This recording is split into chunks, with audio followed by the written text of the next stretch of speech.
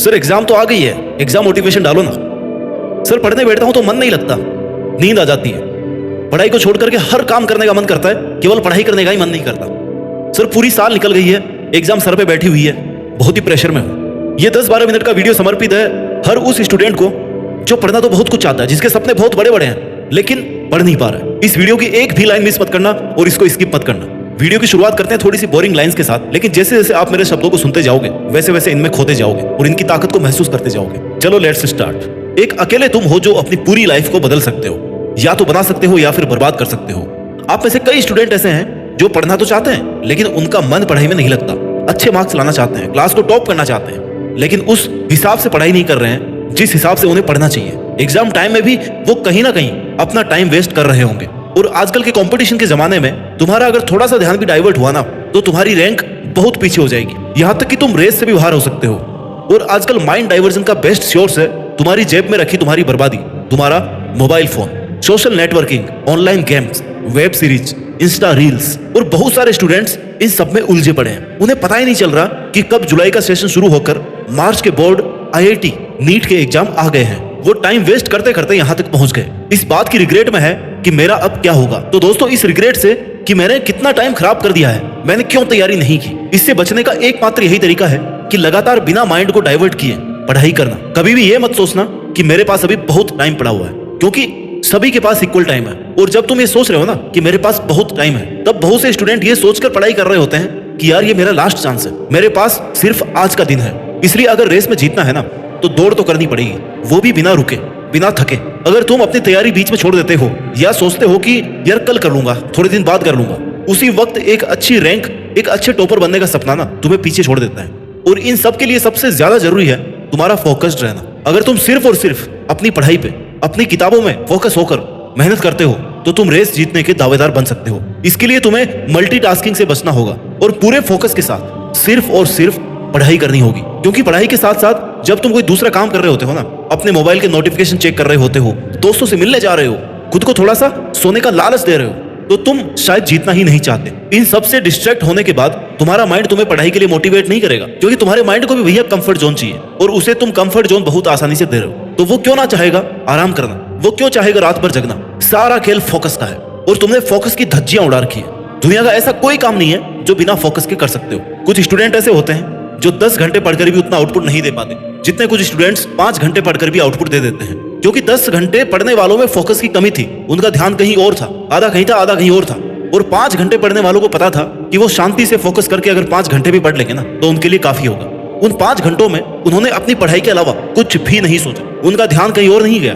और प्रॉब्लम पता है क्या है, हमारी आदत पड़ गई है डिस्ट्रैक्ट होने की। हमें बहुत साधारण सी बात लगती है आधे घंटे पढ़कर 10 मिनट मोबाइल चलाने वाली आदत, और वो 10 मिनट का मोबाइल चलाना पता नहीं कब 2 घंटे में बदल जाता है, पता नहीं चलता। और किसी भी काम के लिए फोकस करना कोई एक दिन का काम नहीं है। एक जगह बैठकर शांति से पढ़ने के लिए इसे रोज करना पड़ता है, इसे अपनी आदत में लाना पड़ता है, तब जाकर 5 घंटे, 7 घंटे, 10 घंटे बिना डिस्टर्ब हुए आप पढ़ सकते हो। इसलिए जो स्टूडेंट्स एग्जाम की तैयारी कर रहे हैं, जिनके एग्जाम्स चल रहे हैं या आने वाले हैं, उनके लिए सबसे ज्यादा जरूरी है कि उन्होंने जो गोल सेट किया है ना, जो टारगेट लेकर के वो चल रहे हैं, उसको अपने माइंड में रखें, उसे याद रखें। क्योंकि अगर तुम अपना टारगेट भूल जाओगे तो तुम्हारा माइंड तुम्हें उस डायरेक्शन में प्रमोट ही नहीं करेगा, तुम्हें वो पढ़ने के लिए कहेगा ही नहीं, क्योंकि उसे पता ही नहीं है कि तुम्हारा टारगेट क्या है। और जब उसे तुम्हारा टारगेट पता होगा ना तो वो बार बार तुम्हें कहता रहेगा कि भाई तेरा ये टारगेट है, तुझे पढ़ना है, तुझे आज इतना पढ़ना है, फोकस करना है। इसलिए सबसे पहले तो फोकस करने पर फोकस करना सीखो, अपने गोल्स को, टारगेट को याद रखना सीखो। जितना ज्यादा और जितना स्ट्रॉन्ग तुम्हारा फोकस होगा ना, उतने ही अच्छे तुम्हारे रिजल्ट्स आएंगे।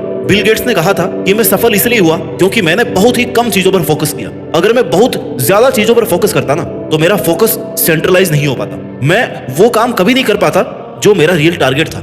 इसलिए कम चीजों पर फोकस करो और फोकस को ऐसे रखो कि कैसा भी डिस्ट्रैक्शन आकर के तुम्हें तोड़ नहीं पाए, तुम्हें अपनी जगह से हिला नहीं पाए। अपने सिलेबस को इस तरह से डिवाइड करके पढ़ो जिससे वो तुम्हें बोझ नहीं लगे बल्कि तुम्हें मजा आए।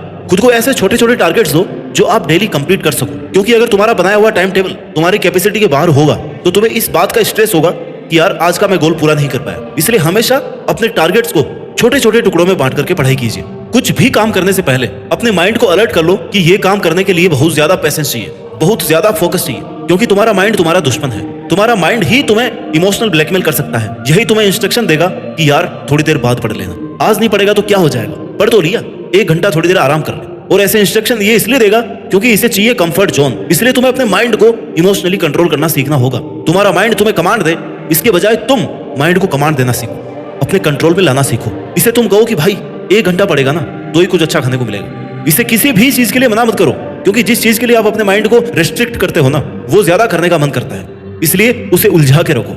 अपने माइंड को कभी भी ये मत कहो कि ये करना ही नहीं है, बल्कि ये कहो कि हाँ कर लेंगे, लेकिन एक बार 2 घंटे के लिए पढ़ लेते हैं, उसके बाद करेंगे। तुम सपने देखते हो और ये सोचकर पढ़ने बैठते हो कि आज पूरे 10-12 घंटे पढ़ूंगा।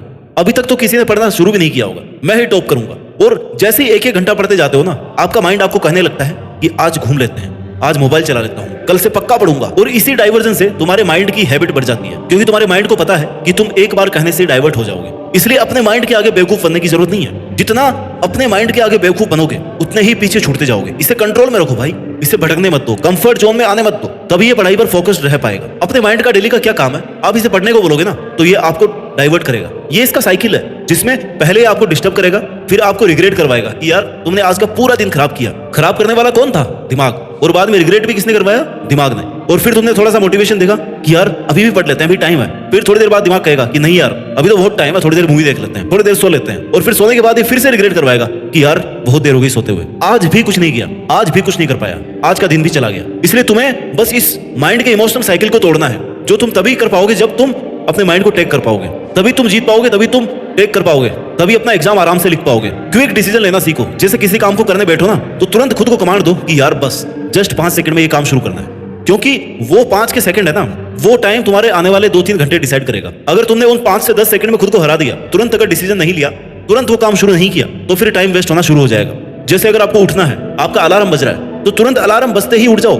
वहां से वो 5 सेकंड का टाइम ना तुम्हारे डिसीजन मेकिंग के लिए काफी होना चाहिए, क्योंकि अगर तुरंत डिसीजन नहीं लिया तो तुम्हारा माइंड तुम्हें कंफर्ट जोन में जाने के लिए कन्विंस कर ही लेगा, तुम्हें वापस सोने के लिए मजबूर कर ही देगा। इसलिए जब भी किसी एक काम को छोड़कर दूसरा काम शुरू करो ना, तो उसमें 5 से 10 सेकंड से ज्यादा डिसीजन लेने का टाइम नहीं लगना चाहिए। और जब पढ़ाई शुरू कर दो, थोड़ी देर बाद तुम्हें लगे कि तुम डिस्टर्ब होने वाले हो, डिस्टर्ब होने लगे हो, तब अपने माइंड को फिर से बेवकूफ बनाओ कि यार 5-10 मिनट बाद में उठेंगे, थोड़ी देर और पढ़ लेते हैं, उसके बाद पक्का घूमने चलेंगे, फिर वापस पढ़ने लग जाओ। इससे तुम्हारा सिटिंग टाइम बढ़ता जाएगा, तुम्हारा माइंड भी तुम पर हावी नहीं होगा, क्योंकि तुम इसे बार बार ये लालच दे रहे हो कि हाँ करेंगे वही जो ये कह रहा है, लेकिन थोड़ी देर बाद में। और तुम्हारे माइंड को ये लगता रहेगा कि हाँ थोड़ी देर और पढ़ लेता हूँ, 1 घंटा पढ़ लेता हूँ, उसके बाद में आराम करने को मिलेगा।